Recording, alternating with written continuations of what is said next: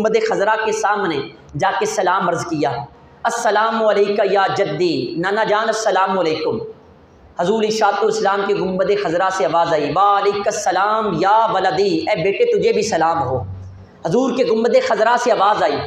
اب حضرت شیخ سید احمد کبیر رفاعی رحمۃ اللہ علیہ پریشان ہو گئے، آپ وہ جو جذبات تھے آپ قابو نہ رکھ پائے، گھٹنوں کے بل بیٹھ گئے، زاروں قطار رونا شروع کر دیا، آنکھوں سے آنسو جاری ہو گئے، اور اسی حالت میں حضور علیہ الصلوۃ والسلام کی بارگاہ میں چند اشعار پیش کیے اور اپنے جو دل کی تمنا تھی اس کا سرکار کی بارگاہ میں اظہار کیا۔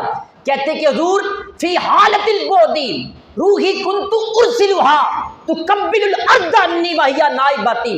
حضور پہلے میں آپ کے در دولت سے دور تھا، اپنے علاقے میں تھا، کئی سو کلومیٹر دور تھا، حضور لوگوں کے قافلے آتے آپ کے در